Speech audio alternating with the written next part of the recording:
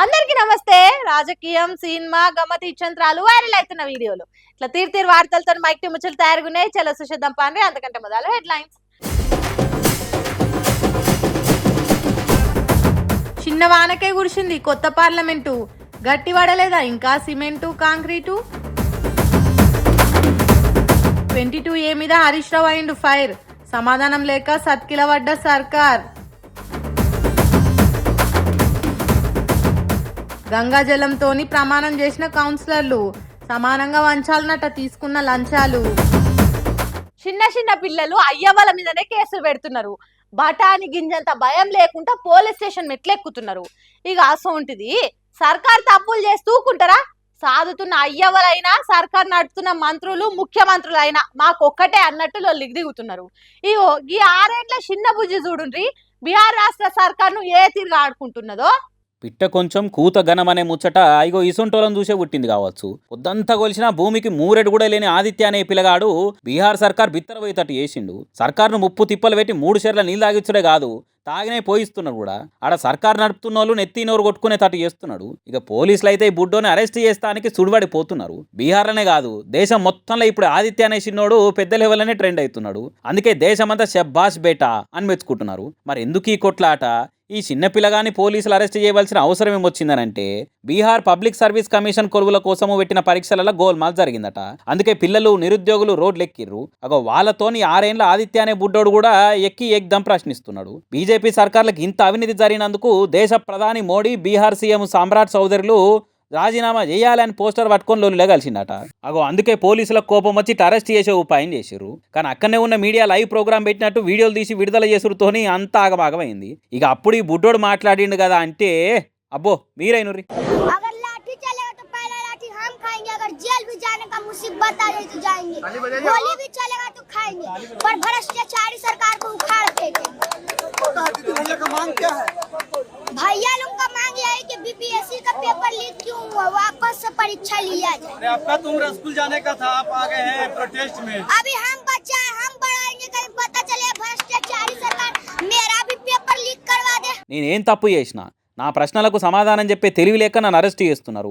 పోలీసుల లాఠీ దెబ్బలు పడితే ఫస్ట్ మేమే భరిస్తాము, అవసరమైతే బుల్లెట్లను కూడా ఎదుర్కొంటాము. ఒకవేళ జైలుకు పోవాల్సి వస్తే అట్లా కూడా నేను సిద్ధమే అన్నట్టు దడుచుకోకుండా ధైర్యంగా చెప్తున్నాడు. కొద్దిగా ఓపిక పట్టుర్రి. నేను పెద్దగైనాక చదువులలో సమూలంగా మార్పులు తీసుకొచ్చేటట్టు పోరాటం చేస్తా అన్నట్టు మాట్లాడుతుంటే చుట్టూన జనం అట్లనే చూసుకుంటుండిపోయిర్రు. అబ్బా ఏం పిల్లగాడరా వీడు, రాష్ట్ర సర్కార్నే కాదు దేశ ప్రధానమంత్రి కూడా రాజీనామా చేయాలని డిమాండ్ చేస్తున్నాడు అంటే వీడు మామూలు శిచ్చరపిడుగు కాదని అంటున్నారు. ఇప్పటికే బీహార్ రాష్ట్రంలో 15 ఏళ్ల మైనర్ పిల్లగాని పోలీసు అరెస్ట్ చేసి సర్కార్ నవాజ్ పాలు చేసిరు. ఇప్పుడు కూడా ఈ రంగం చేసి ఇజ్జత్ తీసుకుంటున్నారని బీహార్ పోలీసులను తిడుతున్నారు కామన్ పబ్లిక్. ఇక మొదలైంది అసలైన తిరుగుబాటు. జెన్జీలే కాదు జనాల్ఫాలా ఇటువంటి బుడ్డ పోరగాలు కూడా తిరగబడుతున్నారు అంటే ఢిల్లీలో మోడీ సార్ సర్కారు, బీహార్లో సామ్రాట్ సర్కార్లు ఏ తిరిగా పనిచేస్తున్నాయో చూడురిగా అన్నట్టు ఎక్కిరించుకుంటూ మాట్లాడుతున్నారు ఇంకొంతమంది సోషల్ మీడియా పబ్లిక్.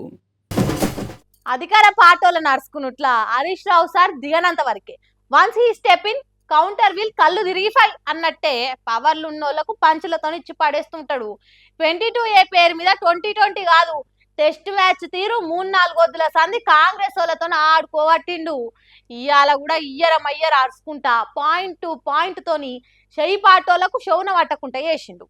22A పేరు మీద రోజుల 24 అవర్స్ లడాయికి రెడీ అనుకుంటా కార్ పార్టీలు చూపిస్తున్న జోరు ఇంత గేరు మార్చి పెరుగుతుంది తప్ప తగ్గుతలేదు. జనాలు భూములు పోతున్నాయని ధర్నాలు చేసే వరకలా కబ్జా పెట్టిన వాళ్ళే ధర్నాలు చేస్తున్నారు అనుకొచ్చిన సీఎం రేవంత్ రెడ్డి మాటల మీద గరమవుతుంటా గట్టిగానే అరుచుకుంటూ ఇట్లా మాజీ మంత్రి హరీష్ రావు సారు ఎవరు సీఎం సారు కబ్జాదారులు అని అనుకుంటా ఇక్కడికి వచ్చిన మీరంతా కబ్జాదారులా? ఇలా ఈ ప్రజలు కాదు కబ్జాదారులు, ప్రభుత్వమే కబ్జాదారుడిగా మారింది.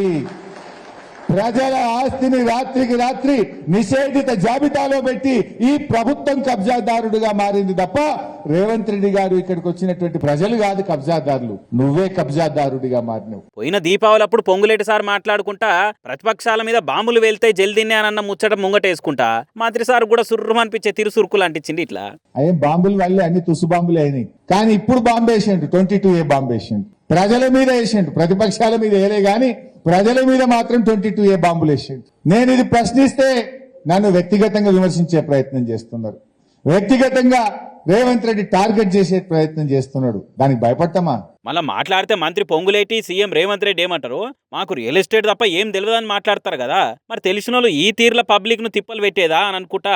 నీకు రియల్ ఎస్టేట్ తెలుసు కావచ్చు మీ ఇద్దరికి, కానీ బీఆర్ఎస్ నాయకులకు ఉద్యమాలు తెలుసు, పోరాటాలు తెలుసు, మీ మెడలు వంచి ప్రజల పక్షాన నిలబడడం కూడా మాకు తెలుసు. మిమ్మల్ని ఇచ్చిపెట్టే ప్రశ్న లేదు. ఇప్పటికే 22A పేరు మీద బ్లాక్ లిస్టుల పేరు వచ్చిన భూములున్నోళ్ళుండి తెలంగాణ భవన్ కు కూడా పోయి గోడు చెప్పుకొని న్యాయం చేయరు సార్లు అనబట్టే. ఇంకో దిక్కు బీఆర్ఎస్ లీడర్లుండి బరాబర్ కొట్లాడుడే, తగ్గేదే లేదనుకుంటా జనాల కాడికి కూడా వచ్చి జంగు చేయనిబట్టే. మరి రోజు రోజుకు పెరుగుతున్న పంచాయతీయంగా పబ్లిక్ కోసం ఆలోచన చేసే ప్లాన్ ఉన్నా లేకున్నా గానీ రేపు వచ్చే GHMC ఎలక్షన్లల్లా ఎఫెక్ట్ పడుతుందన్న భయానికన్నా సర్కార్ ఏమైనా ఆలోచన చేస్తుందేమో చూడాలిగా. చాలా మంది దొంగలకు ఎత్తుకపోయిన సొమ్మును సమానంగా పంచుకునే కాడ పంచాయతీ వచ్చి పోలీసులకు దొరుకుతారు. ఎంత పగడ్బందీగా దొంగతనం చేసినా వాటాల కాడ కొట్లాటలయ్యి ఒకళ్ళు పోలీస్ స్టేషన్కి వచ్చి మొత్తం పూసగుచ్చినట్టు చెప్తారు. వాళ్ళ తీరుగా మనం అస్సలే కావద్దన్నట్టు ప్రమాణం చేస్తున్నారు ఈ మోతే వాళ్ళు. ఎంత పద్ధతి కలిగిన వాళ్ళు చూడండి. जो भी निगम की आमदनी होगी वो 60 में बटेने की बराबर से और हम जितने लोग हैं, हमारे जो ग्रुप के लोग हैं, इन पे अगर जो किसी पे आंच आती है तो सब इकट्ठे होंगे हमेशा हमेशा। ఎంత నియత్మంతులో, ఎంత ధర్మబద్ధులో, నైతిక విలువలు పాటించే నిజమైన నాయకులు అంటే వీళ్ళే పోర్రి. నిబద్ధతకు, చిత్తశుద్ధికి నిలువెత్తు నిదర్శనాలు వీళ్ళంతా. గంగా జలాన్ని చేతులకు తీసుకొని ఒకళ్ళు చెప్తుంటే కడమోళ్ళంతా సరే ఓకే అట్లనే తప్పకుండా అని చెప్పదం చేస్తున్న మున్సిపల్ కార్పొరేషన్ కౌన్సిలర్ వీళ్ళంతా.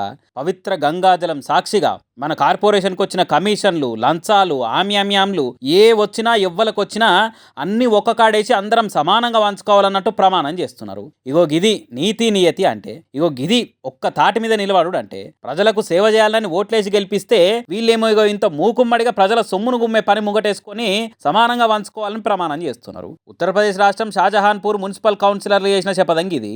ఎంత చక్కదనంగా ఉన్నదో చూడరి డబుల్ ఇంజన్ సర్కార్ ముచ్చట. 60 మంది కౌన్సిలర్లు ఎవ్వలకు కష్టం వచ్చినా ఏ ఒక్కలను తప్పు చేసిండని ఏలెత్తి చూపెట్టినా కలిసి కట్టుకుండాలి మనము అని అన్నట్టు గంగాజలం సాక్షిగా ప్రమాణం చేసిర్రు. ఇటువంటి లీడర్లు, కౌన్సిలర్లు, కమిషన్లు వంచుకునే నాయకులు దేశమంతటుంటే భారతదేశం ఎన్నడో బంగారు దేశం అయ్యేది. పేదోళ్ళు అనటోళ్ళే ఉండకపోదురు, ఆకలి సావులు అనేటియే ఉండకపోతుండే. మరి లేకుట్టేంది? ప్రజలకు కష్టాలు వస్తే మనమంతా వాళ్ళకి అండగా ఉండాలని ప్రమాణం చేయాలి గాని ఇదేం సిగ్గులేని చెప్పదము. మంది సొమ్ము సమానంగా వంచుకునే తాను కూడా ప్రమాణం చేసేటోళ్ళని మిమ్మల్నే చూసినాము. మీ అపవిత్రమైన పనికి పవిత్రమైన గంగాజలాన్ని చేతులకు తీసుకునే తానికి సిగ్గు శరం అనేది ఉండాలి కదా. ప్రజాస్వామ్యం అనే పదమే సిగ్గుపడేటట్టు చేస్తున్నారుగా. ఏం మనుషులరా నాయన, తిట్టిన తిట్టకుండా తిడుతున్నారు ఈ వీడియోను చూసిన భారతదేశ జనాలు. మోడీ సర్కార్ హయాంలో వేసిన రోడ్డు ప్రారంభించిన 2 రోజులకే గుంగింది. మోడీ సార్ రిబ్బెనగా తిరిచిన కొత్త రైల్వే స్టేషన్లు చిన్నవానకే కూర్చుంది. డబల్ ఇంజన్ సర్కార్ కట్టిన బ్రిడ్జ్ ఓ కాడ పేక మేడ తీరుగా కుప్పగూలింది. అక్కడ అట్లా జరిగింది, ఇక్కడ ఇట్లా జరిగిందని బోచ్చెడు ముచ్చట్లు చెప్పుకున్నాం కదా. ఇక రొటీన్ రొడ్డ కొట్టుడు వార్తలేనా ఎప్పటికీ అనుకోకుండా ఈసారి గిట్లా జరిగింది. మంచిగానే పెట్టిరు కదా ప్లాస్టిక్ డబ్బాను. శంబో షాటో ఇంకేమనుంటే తెచ్చిపెట్టి పైనుంచి గారుతున్న నీళ్లను నేల మీద పడకుండా చేస్తే ఇంకింత మంచిగుండు. ఇంతకి ఇది ఎక్కడ రైల్వే స్టేషన్ కావచ్చు అనుకునేరు. ఇది దేశాన్ని ముద్దుగా ముంగడి తీసుకుపోయేటానికి చట్టాలు చేసే పార్లమెంటు భవంతి. పాతకాలం పార్లమెంటు భవనం ఎప్పుడో కట్టిర్రు, గాయంత గురువదా అని మళ్ళొక మల్క పప్పుల కాలేసారు. ఇది మన మోడీ సారు కొత్తగా గట్టించిన నయా పార్లమెంటు. అచ్చరాల 1200 కోట్లు పెట్టి దేశానికి మచ్చుతునుక అన్నట్టు మన్నికగా కట్టిన బంగ్లా ఇది. ఎంత చక్కదనం గురుస్తున్నదో చూడుర్రి. సబ్బు షాంపూ ఉంటే షవర్ కింద కూర్చొని తానం చేసుకునేంత నీళ్ళ ధార పడుతున్నది. ఇక లోపల అట్లుంటే బయట చూడుర్రి ఏ తీరుగా వరద వారుతున్నదో. జలపాతం తీరుగా జాలువారిపోతున్నాయి వరద నీళ్లు. మరి కొత్త పార్లమెంటుకు డ్రైనేజీ సిస్టమ్ కట్టిర్రా కట్టలేదా? ఒకవేళ కడితే డ్యామేజ్ అయిందా? పైపులు పక్కున వాళ్ళకి పనికి రాకుండా అయినాయా? ఇవేవి మనకు తెలియదు కానీ 1200 కోట్లు వాన నీళ్ళలో పోసినట్టు వేసిరు. ఇట్లా రోడ్లు ఉంగే తట్టు వేసి పైకం కమాయించారంటే ఓకే.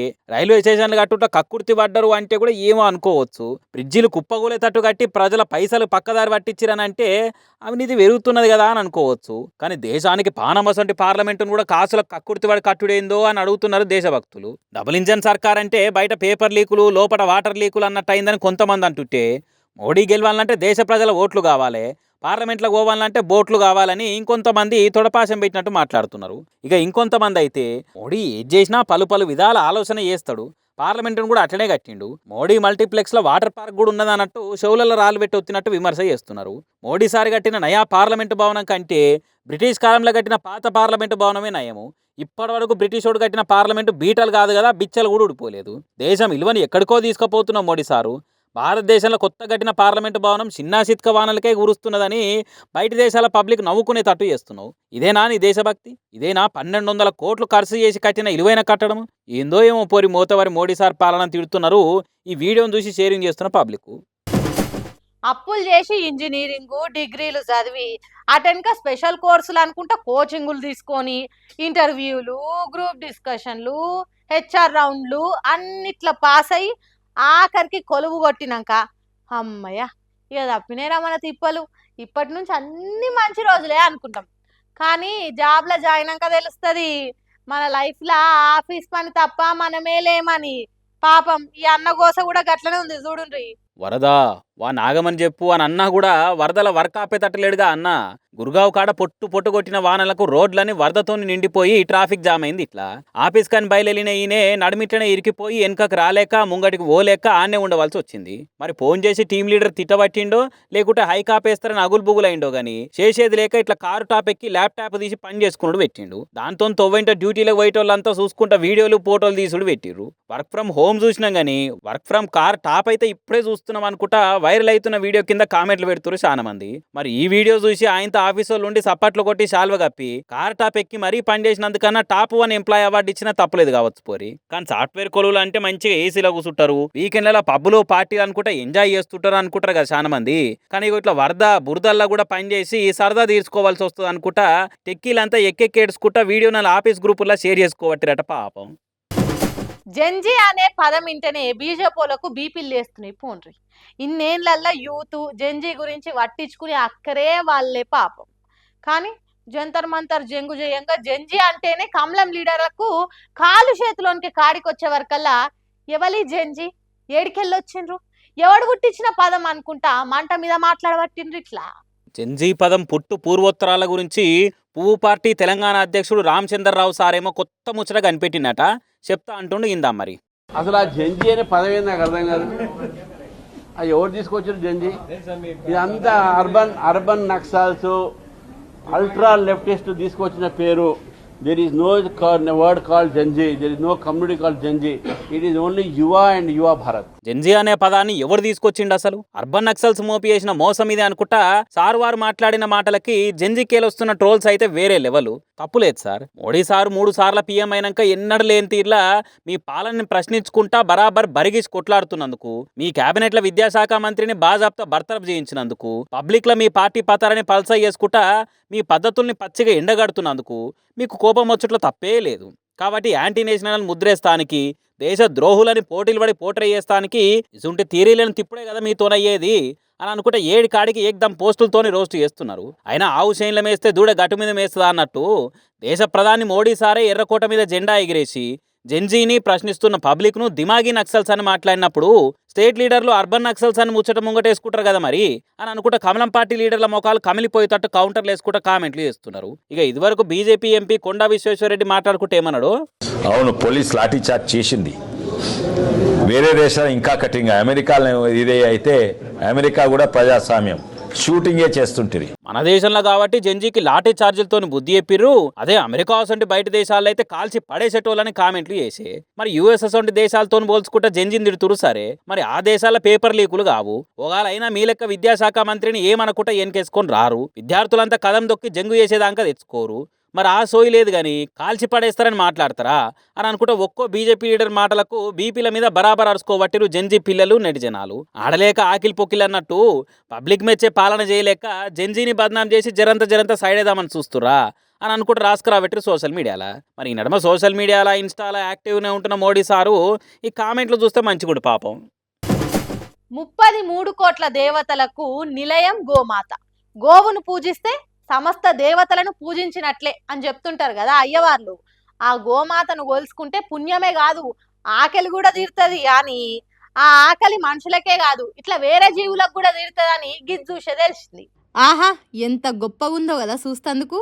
ఆకలి తీర్చనీకే దేవుడు ఏ రూపంలోనైనా ఆదుకుంటాడని ఊకనే అనలేదు కావచ్చు. కర్నూలు జిల్లా వెల్దుర్తిలా గిట్లనే రోడ్డు పొడత ఆకలితో అవస్థ పడుతున్న పంది పిల్లకు అమ్మ ఈ ఆవు రూపంలో వచ్చింది. కూసున్న ఆవు తానికి పోయి పాలు తాగుతుంటే దాని కడుపులో పుట్టిన లేగదూడ అనుకొని ఏమనకుట సొంత తల్లై పాలిచ్చి పందిపిల్ల ఆకలి తీర్చింది. మామూలుగానైతే ఏ మూగజీవులైనా తన పిల్లలు కాకుండా వేరే పశువులను చూస్తే చాలు అగ్గై మండుతాయి. అసొంటిది ఆవు ఏమనకుంటా సప్పుడు చేక పాలిచ్చిందంటే ఇచ్చంత్రం అనే చెప్పాలి.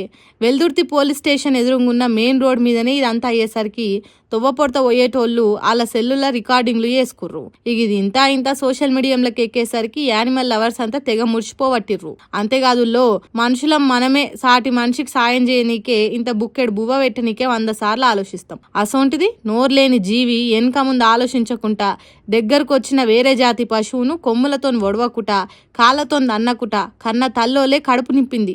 నిజంగా ఆ దేవుని సృష్టిలా గిసొంటి ఎన్నో ఉంటాయి. ఇది చూస్తే కళ్ళు మనసు ఆనందంతో నిమ్మలమైన అనుకుంటా కామెంట్లు చేసుకుంటా మరి షేరింగ్లు చేస్తురు. మరి చూసినాక మీకేమనిపించిందిలా కామెంట్ చేయండి. సుషరానులా నేను వర్కృష్ణ ముచ్చట్లు ఎట్లున్నాయో ఇంకెన్ని ముచ్చట్లతో మళ్ళా కలుద్దాం. అప్పటిదాకా చూస్తానే ఉండరు మన మైక్ టీవీ ముచ్చట్లు.